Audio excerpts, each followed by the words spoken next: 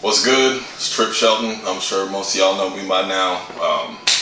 Scar Mafia, Dope Gang, Third World. You are now tuned into a special episode of GFG TV. Back at it with episode 3. Again, we thank you for your time sitting down with us, letting us pick your brain on Always. your newest project, Jams Boy. I love it. Thanks for giving it the light.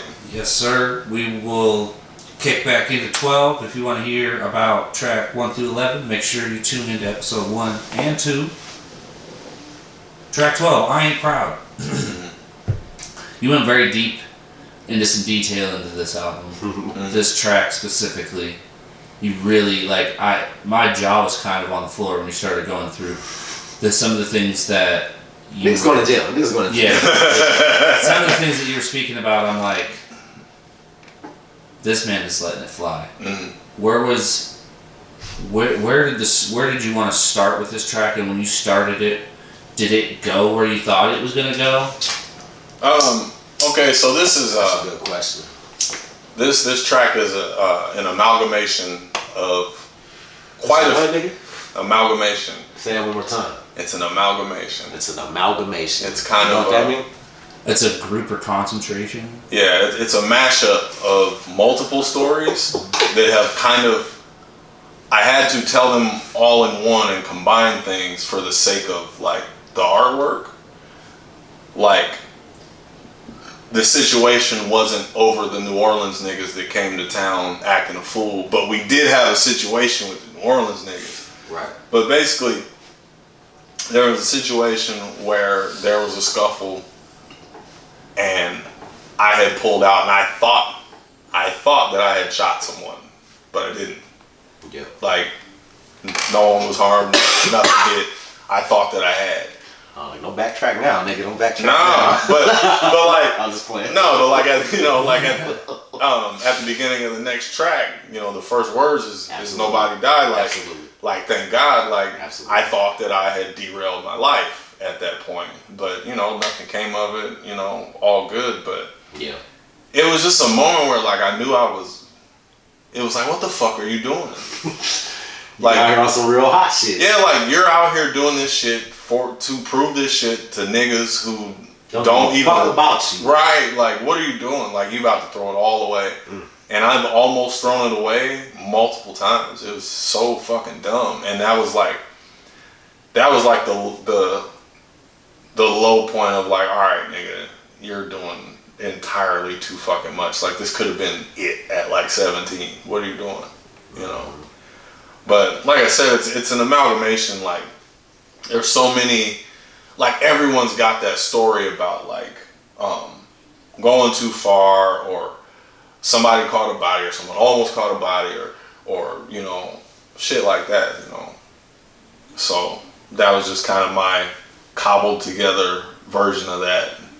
And not all the stories combined in that are even mine. Yeah. You know what I mean? But I just felt like it was essential because I feel like that's a growing up point for a lot of people in that environment. You know what I mean?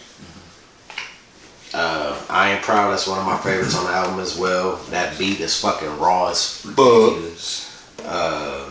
I can relate to the loop stories. I can relate to the Bosnians out there. What up to my Bosnians? We cool after all these years, and they're my dudes now. But we was out there banging out. Yeah, we used to be out there banging out. But we friends now. It's good. It's all good. And I can relate to the East Side niggas out there too, man. And I love the hook on that record too, dog. You did your shit, man. Thank you.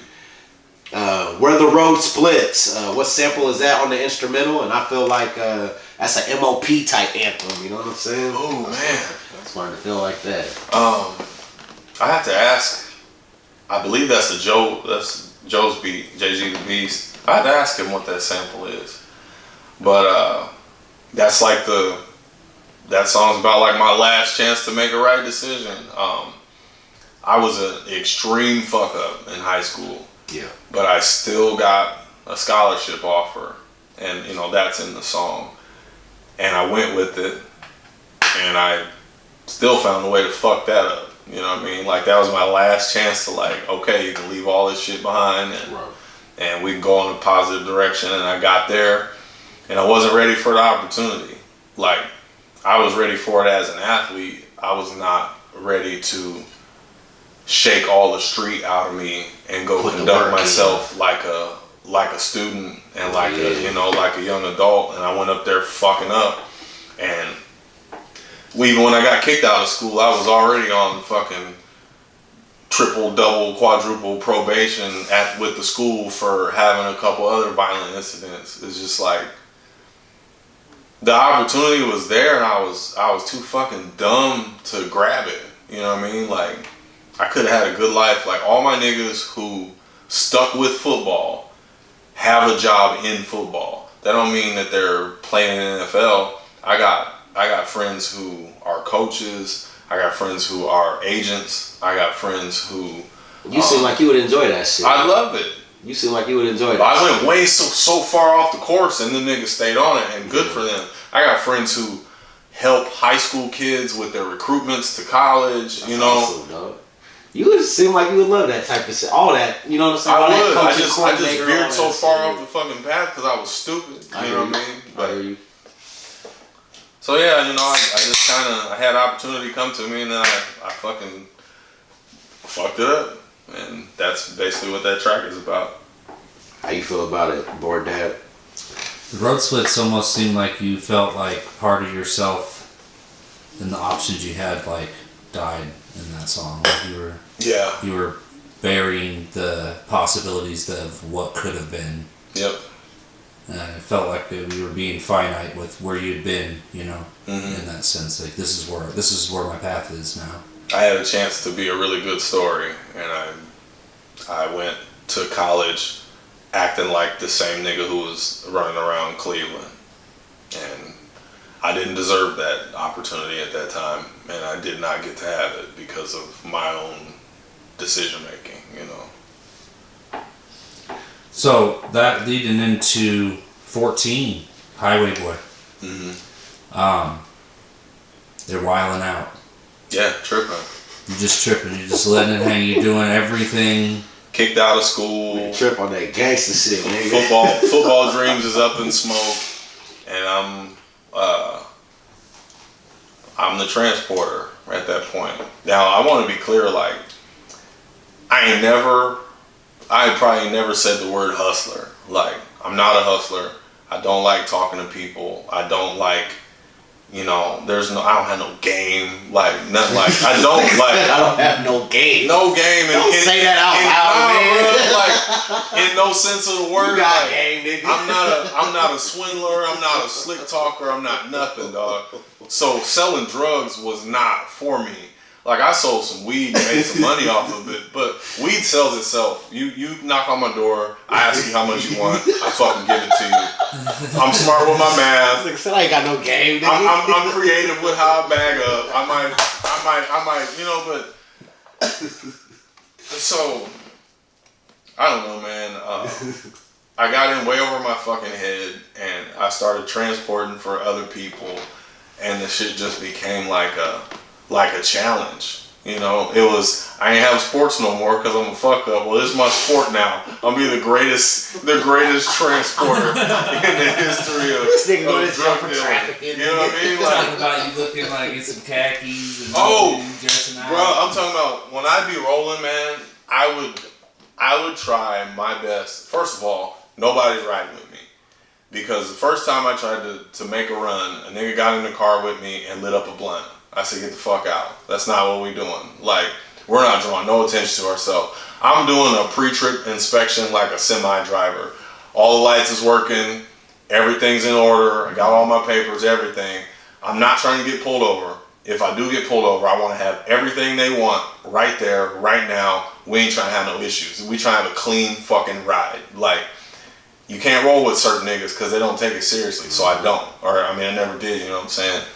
But when you talk about like dressing and looking the part, at this point in my life, nigga, I got blonde hair. I'm wearing fucking Old Navy and American Eagle and shit. I'm trying to look as non-threatening as possible. I'm slapping college stickers on the back of my shit. I got a bunch of shit in the back that look like a college student moving, and that would have been my fucking alibi if anyone pulled me over. Cause I just want to look innocent. I want to look like I'm not on shit. I'm not a nigga. I'm just black guy driving. You know what I mean? Cause I ain't want to still a nigga. Yo, definitely. But I'm gonna look like something else because I don't want no problems. I'm trying to get from A to B clean. I don't care about looking cool. I don't care about being high on the way. I'm trying to get from A to B clean. I'm trying to get paid. Like that was it. So yeah, I would look the part. And I'd fill the whole back of my car, my whole trunk up with bullshit that looks like I'm moving. Because if you want to dig through all this and find something, then more power to you. But is this how you want to spend your Tuesday afternoon? Or you just want to tell me to slow down and get on my way? And you ain't got to worry about it because I'm already locked in on the speed limit. I'm not fucking around like niggas don't do clean work. And that's why any dirt I was doing when I was younger, I was doing it solo. Like, y'all move clean like me and take all the extra. The thing that I carry with me today that everybody always talks about, and it annoys people, I be prepared for that 1% chance at all times. Yeah. All times. Like, that's why I'm cool when shit goes down, because I'm always prepared for that little 1% chance, you know. Worst case scenario thinkers, people think that, you know, we have it bad, but in all reality, there's not a lot you could surprise us with. Yeah.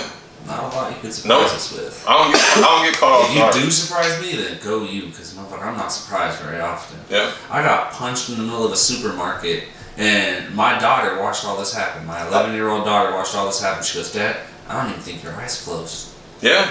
She's like, "You got hit. You took one step back. You elbowed that guy. He fell down real fast, and you picked him up, and he apologized before anybody even knew." Hey, when we're somewhere and there's a mass shooting and I'm the calm one, you gonna understand why? Because I be prepared for that 1% at all times, bro. What you gonna do in a mass shooting? I mean, that's a broad question. Like, what's the logistics of the situation? You're prepared, so I don't know. I mean, we gotta be there. How far am I from the nigga? Yeah. Where's the exit? Yeah. Can I get out? Who can I get out with me? Yeah. Is the nigga is he slipping? Can I catch him slipping? Like, I'm so calm, dog. Let me tell you. I'll tell you a story about how calm I be, dog. Yes, sir. Me and my nigga Jay, he go by Calibre. He was in my group, Scar, in Florida.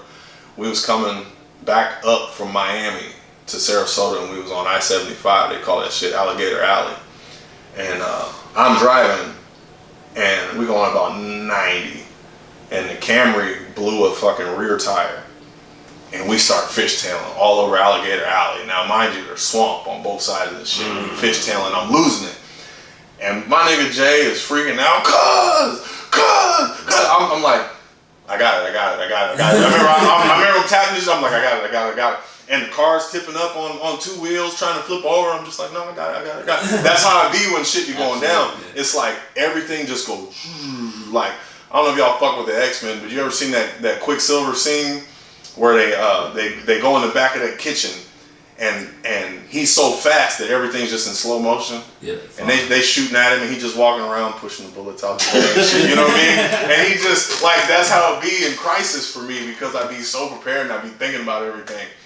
And I just calmly put that car back down and we skidded off the road and we was in the tall weeds and shit, but it was fine. Well, we were fine though. It was fine. It was cool. I was like, I got it. Everybody got laid. We were fine. That's how I be every time there's a crisis, dog. It's nothing. It's fine. Highway Boy, I think a lot of your street fan base will feel that record. Yeah.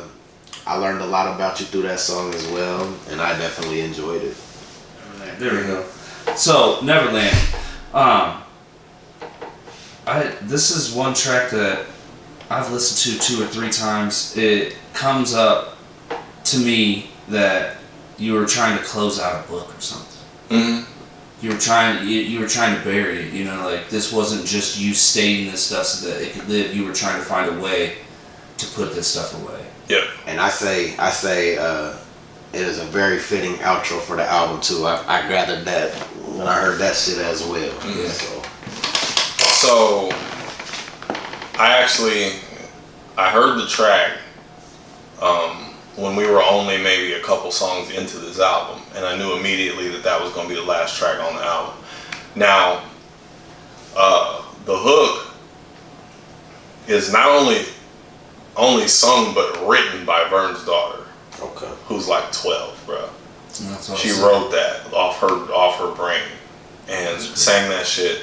And that's just like something that they had done, just dad and daughter in the studio, like, and it was so dope. And I heard it and I was like, yo, if you let me have this, I won't cuss on it, so that Emery can have this as like, okay, this is my first collab or whatever, and she can always play it for whoever. There's no cuss words, no nothing. I made sure of that because awesome, like I was proud, proud of her and proud to like do that song with her. So that was really cool because she gonna probably be famous one day, and I'll be like, I got the first song. Yeah.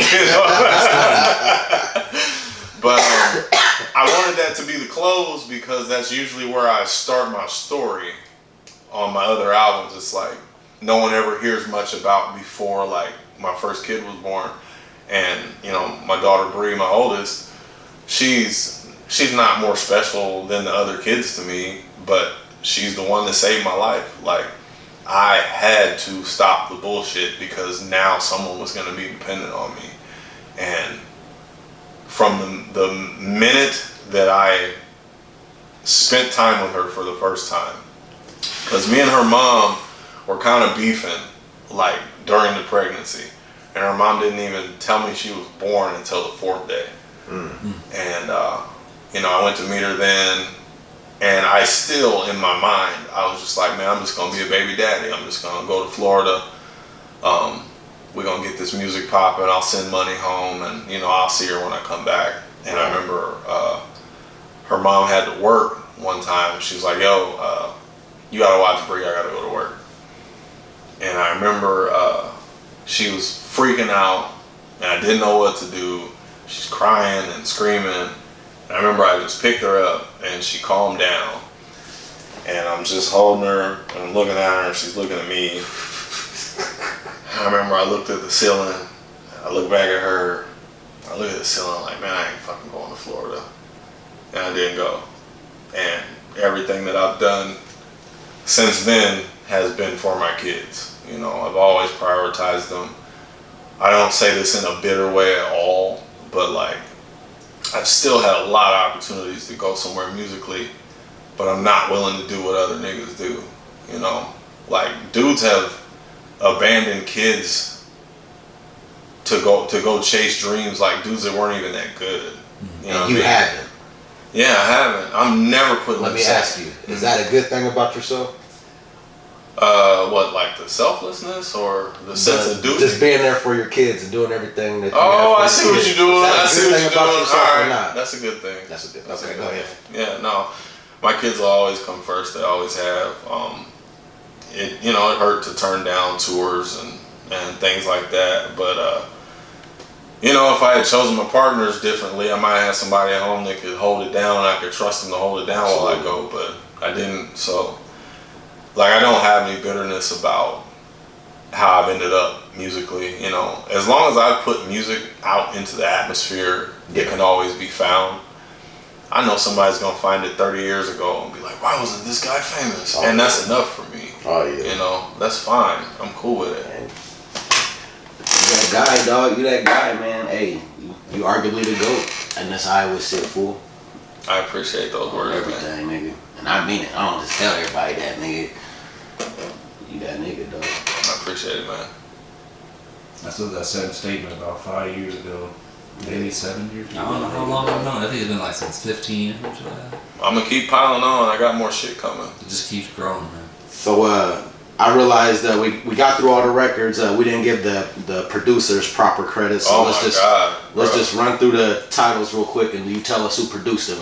Do you remember the? Those guys, they work together so closely. I don't want to fuck it up by saying because like sometimes they collab on beats, but the entire thing is produced by Sonic Militia, specifically Big Vern and JG the Beast. They did all the production on the album. Every track you hear is one of them or them together. So what we'll do with that, we'll do the research and we'll pop it up as graphics. So each song will, put the title of the song. I can get that for you, yeah. Yeah, we'll put the title of each breakdown of the song and then the producer credit. Yeah. And that way everybody knows who did what, and I think that's dope. But man, any shout outs, man? Wrapping this thing up, man. I mean, the usual suspects. Since we're talking about this album, Vern, Joe, I fucking love y'all. Y'all know I love y'all. Been holding me down for 20 years plus and believed in me, you know, more than anybody. My nigga Banks, same thing. Been there every step of the way the whole fucking time I've been rapping. All my dope gang cats, Gadima, Disgusting, Daggers, of course. My Scar niggas back home in Florida. You know, and everybody that fucks with me. That's dope, man. We appreciate your time, man. Appreciate y'all too. I guess I'll put the pressure on myself and say I'm gonna drop again before the year's up. So Look out for that. Yeah, the next project gonna be called Heart Disease, and it's gonna be all. I don't want to say love songs because that comes off the wrong way, but it's all gonna be like matters of the heart. Okay. Just an EP. I thought you said the next one was gonna be something where it's just all barred out. That was the plan. Works? That was the plan, but the pen has dictated otherwise, and you know how that works. The pen has taken off on its own path, and I'm just not gonna fight it. So Heart Disease, I like that. That's interesting. So is that like tackling relationships and shit? That's gonna be. That needs to happen for you. Anybody who's dated me and we didn't get married, this will be my explanation. There you go. This is gonna be great. Ooh, y'all heard it here on GMG TV. Heart Disease coming in motherfucking 2023, and believe there'll be an album breakdown on that bitch too. Let's go. Appreciate you, big homie. Appreciate y'all having me as always.